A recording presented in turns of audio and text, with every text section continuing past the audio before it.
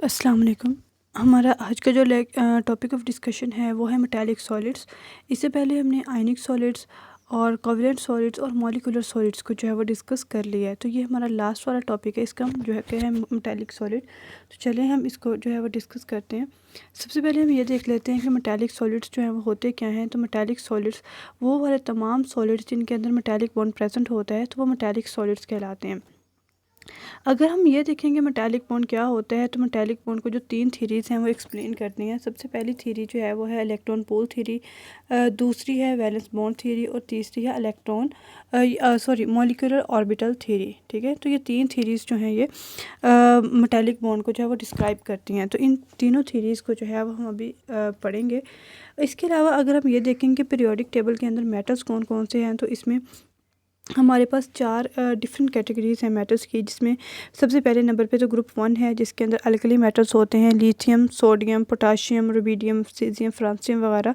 Group 2 के अंदर जो है वो अल्कलाइन अर्थ मेटल्स होते हैं, जिसमें beryllium, magnesium, calcium, strontium, barium वगैरह जो है वो शामिल हैं। इस तरह ग्रुप 3 to 12 अगर देखें तो उसमें ट्रांजिशन मेटल्स पाए जाते हैं, जिसमें हमारे पास जो है वो आयरन, कॉपर, सिल्वर और गोल्ड वगैरह शामिल हैं। और इसके अलावा ग्रुप 13 to 16 जो है ये पोस्ट ट्रांजिशन मेटल्स हैं या फिर पुअर मेटल्स हैं, जिसके अंदर एलुमिनियम, गैलियम, इंडियम वगैरह जो हैं वो, लेड है, बिस्मिथ, पोलोनियम वगैरह जो हैं ये शामिल हैं।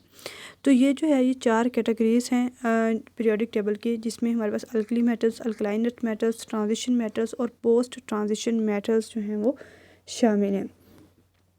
तो अब हम देख लेते हैं कि इलेक्ट्रॉन पूल थ्योरी जो है वो हमें क्या कहती है, वो क्या बताती है कि मेटालिक बॉन्ड जो है वो कैसा होना चाहिए। तो इस थ्योरी के मुताबिक ये है कि जितने भी मेटल एटम्स होते हैं वो अपने वैलेंस इलेक्ट्रॉन्स को जो है वो लूज़ कर देते हैं। ठीक है, और उससे जो है वो मेटल आयन बन जाता है, और वो जो इलेक्ट्रॉन जिनको वो लूज़ करते हैं उनको हम मोबाइल इलेक्ट्रॉन कहते हैं। तो ये तमाम मेटल एटम्स जो हैं वो उन मोबाइल इलेक्ट्रॉन की वजह से जो है वो अपनी जगह के ऊपर कायम होते हैं। ठीक है, तो हम कह सकते हैं कि the force which binds a metal cation to a number of electron within the sphere of influence is known as a metallic bond. मतलब कि हमारे पास कोई केटाइन है और उसके जो है वो एरिया ऑफ इन्फ्लुएंस के अंदर जितने भी इलेक्ट्रॉन आते हैं उनके साथ जो उसकी बॉन्डिंग है या उसकी वो वाली फोर्स जो कि केटाइन को उन इलेक्ट्रॉन्स के साथ बाइंड कर रही है, तो उसको जो है वो हम मेटालिक बॉन्ड बोलेंगे। मेटालिक इलेक्ट्रॉन पूल थ्योरी जो है इसको हम इलेक्ट्रॉन गैस थ्योरी भी बोलते हैं, और इसको सबसे पहले ड्रूड ने पेश किया था और उसके बाद जो है वो लोरिन ने इसको एक्सटेंड किया था। तो जैसे ये शेप के अंदर दिखाया गया है कि एक मेटल आयन है और उसके अंदर जो ग्रीन कलर के हैं वो डिफरेंट डी लोकलाइज्ड इलेक्ट्रॉन हैं, जिसको मोबाइल इलेक्ट्रॉन्स भी बोलते हैं। अगर हम देखें तो जितने भी इलेक्ट्रॉन्स लूज़ किए होते हैं मेटल एटम्स ने, वो फ्री टू मूव होते हैं कि वो कहीं पे भी जा सकते हैं, कहीं पे भी मूवमेंट उनकी हो सकती है। और दूसरे नंबर पे जो मेटल एटम्स होते हैं वो लोकलाइज्ड होते हैं, या फिर आप कह लें कि फिक्स्ड होते हैं अपनी पोजीशन के ऊपर, तो वो मूव नहीं करते, जस्ट मोबाइल इलेक्ट्रॉन्स जो है वो मूव करते हैं। और वो वाली अट्रैक्शन जो कि मोबाइल इलेक्ट्रॉन और मेटल एटम्स को बाइंड करके रखती है, उसको जो है वो हम मेटालिक बॉन्ड बोलते हैं according to the electron pool theory. दूसरे नंबर पे हम देख लेते हैं वैलेंस बॉन्ड थ्योरी। तो वैलेंस बॉन्ड थ्योरी को जो है वो सबसे पहले एल पॉलिंग ने पेश किया था, और इसके मुताबिक ये है कि मेटालिक बॉन्ड जो है is actually a covalent bond between the two metal atoms. ठीक है, लेकिन वो जो मेटालिक बॉन्ड है या कोवेलेंट बॉन्ड जो है वो डी लोकलाइज्ड होता है। ठीक है, तो वो एटम्स के दरमियान में जो है वो मूव करता ही रहता है। जैसे ये सामने शेप है, तो पहली वाली शेप के अंदर जो है वो हॉरिजॉन्टल डायरेक्शन में जो है बॉन्ड दिखाया गया है और दूसरे में वर्टिकल डायरेक्शन में। ठीक है, तो ये जो है वो डी लोकलाइजेशन ऑफ बॉन्ड हो गई। तो ये था वैलेंस बॉन्ड थ्योरी के अकॉर्डिंग। तो नेक्स्ट है molecular orbital theory. Molecular orbital theory के अकॉर्डिंग ये है कि जब भी कोई भी इलेक्ट्रॉन जो होते हैं कम्प्लीटली फिल्ड ऑर्बिटल्स के अंदर, तो वो लोकलाइज्ड होते हैं। ठीक है, वो मतलब फ्रीली जो है वो कहीं पे भी मूव नहीं कर सकते। लेकिन जो एटॉमिक ऑर्बिटल्स जो है वो वाले एटॉमिक ऑर्बिटल्स जिनके अंदर वैलेंस इलेक्ट्रॉन्स होते हैं, और जब वो आपस में आप कह लेंगे इंटरेक्ट करते हैं या ओवरलैप करते हैं, तो उससे डी लोकलाइज्ड ऑर्बिटल्स जो हैं वो बनते हैं।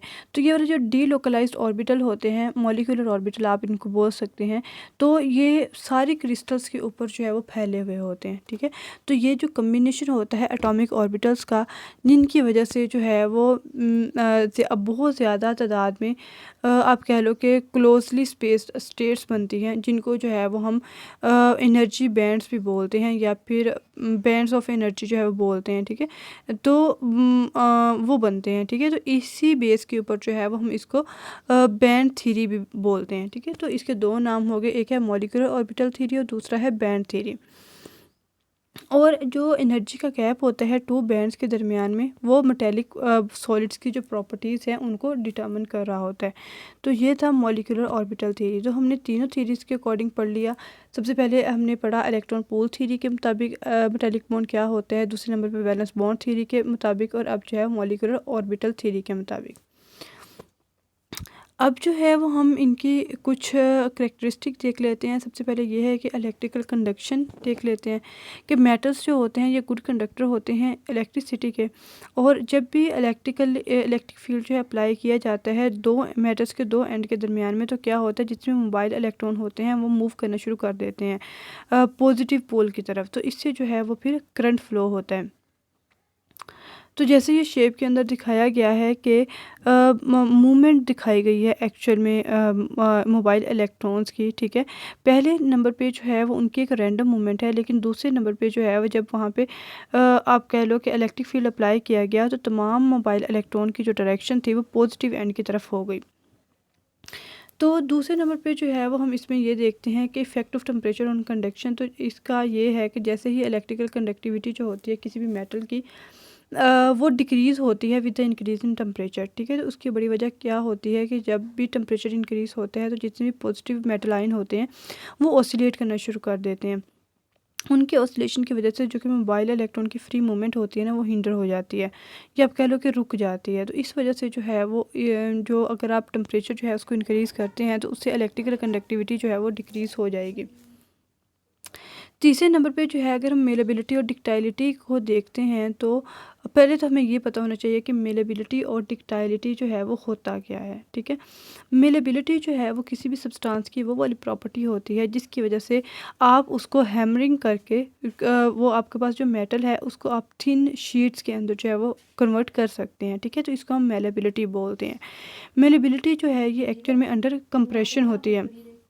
दूसरे नंबर पे डिक्टाइलिटी होती है। डिक्टाइलिटी जो होती है ये आप इसमें ये होता है कि जो मेटल होता है आप उसको खींच के उसको स्ट्रेच करके उसकी जो है वो वायर्स बना सकते हैं। तो इस प्रॉपर्टी को जो है वो डिक्टाइलिटी बोलते हैं। और डिक्टाइलिटी जो है वो अंडर टेंशन जो है वो हो रही होती है। नेक्स्ट जो है वो हम ये देखते हैं मेटालिक लस्टर को। तो जितने भी क्लीन सरफेस होते हैं किसी भी सॉलिड का, तो वो जो है वहाँ से लाइट रिफ्लेक्ट हो रही होती है और फिर वहाँ से जो है वो एक सिल्वर सा कलर शो हो रहा होता है जिसको हम लस्टर बोलते हैं, ठीक है। तो इसमें क्या होता है कि जब भी कोई भी बीम ऑफ लाइट है वो फॉल होती है किसी भी सरफेस मेटल के सरफेस के ऊपर, तो उसे जो मोबाइल इलेक्ट्रॉन होते हैं वो आप कह लो कि फोटोन्स को एब्जॉर्ब करते हैं या एनर्जी को एब्जॉर्ब करते हैं, ठीक है, और एक्साइट हो जाते हैं और हाई एनर्जी लेवल पे पहुंच जाते हैं, ठीक है। और जब वो एक्साइटेड इलेक्ट्रॉन अपनी एनर्जी को जो है वो री इमिट करके वापस आते हैं, तो उससे इलेक्ट्रोमैग्नेटिक रेडिएशन जो है वो इमिट होती हैं, ठीक है, उसी फ्रीक्वेंसी की। और वो जो आपके पास इलेक्ट्रॉन है वो अपनी ओरिजिनल एनर्जी लेवल के ऊपर जो है वो दोबारा से आ जाते हैं। नेक्स्ट जो है वो हमारे पास है थर्मल कंडक्टिविटी। ये एक और इसकी प्रॉपर्टी है मेटेलिक सॉलिड्स की। थर्मल कंडक्टिविटी में ये होता है कि जब भी आप किसी भी मेटल को जो है वो हीट करते हैं तो उससे जो डीलोकलाइज इलेक्ट्रॉन होते हैं उनको एनर्जी की जो है वो ज़रूरत होती है, ठीक है। तो उनकी काइनेटिक एनर्जी जो है वो इंक्रीज़ हो जाती है और उनकी मोबिलिटी जो है वो आप कह लो कि उन डीलोकलाइज इलेक्ट्रॉन की वो इंक्रीज़ हो जाती है, ठीक है। मोबिलिटी मतलब उनकी मूवमेंट इंक्रीज़ हो जाती है और इसी वजह से जो है वो हीट जो है वो मेटेलिक लेटिस के एक सिरे से दूसरे सिरे तक जो है वो मूव करती है। और यही रीज़न होती है कि आप अगर किसी भी चीज़ को एक साइड से गर्म करते हैं तो दूसरी साइड पे जो है वो कैसे हीट पहुंच जाती है, तो उसकी जो है वो यही रीज़न होती है। तो इस प्रोसेस के दौरान क्या होता है कि बहुत ज़्यादा जो इलेक्ट्रॉन हैं वो आपस में एक दूसरे के साथ कोलाइड करते हैं, ठीक है, और अपनी एनर्जी का जो एक पार्ट है एक दूसरे को ट्रांसफ़र करते जाते हैं। जैसे एक इलेक्ट्रॉन है वो अपनी एनर्जी अगले इलेक्ट्रॉन को ट्रांसफ़र कर देगा, वो उससे अपने अगले वाले को ट्रांसफ़र कर देगा, तो इससे जो है वो एनर्जी का ट्रांसफ़र हो जाएगा।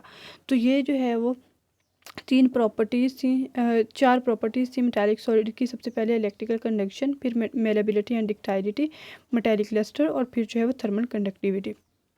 तो ये 4 जो है मेटालिक सॉलिड्स की जो है वो प्रॉपर्टीज़ हैं। तो यही हमारा जो है वो आज का टॉपिक था। आई होप कि आपको समझ आ गया होगा। अल्लाह हाफ़िज़।